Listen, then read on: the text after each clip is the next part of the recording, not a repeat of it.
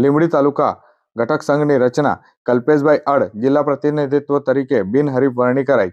આ તારીખ 3/1/2026 શનિવારના રોજ બપોર 2 કલાક સુધીમાં નવીન તાલુકા તરીકે અસ્તિત્વમાં આવેલા ગોવિંદપુર લીંબડી તાલુકા ખાતે તાલુકા ઘટક સંઘની રચના કરવામાં આવી હતી।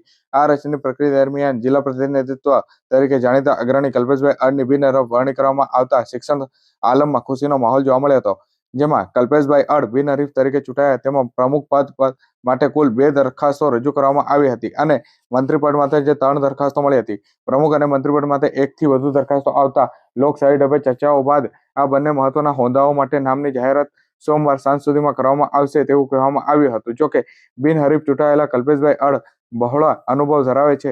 તેઓ અગાઉ શિક્ષક સોસાયટીના પૂર્વ ચેરમેન તરીકે સેવા આપી ચૂક્યા છે અને હાલમાં પણ શિક્ષક સંઘના પ્રમુખ તરીકે કાર્યરત છે।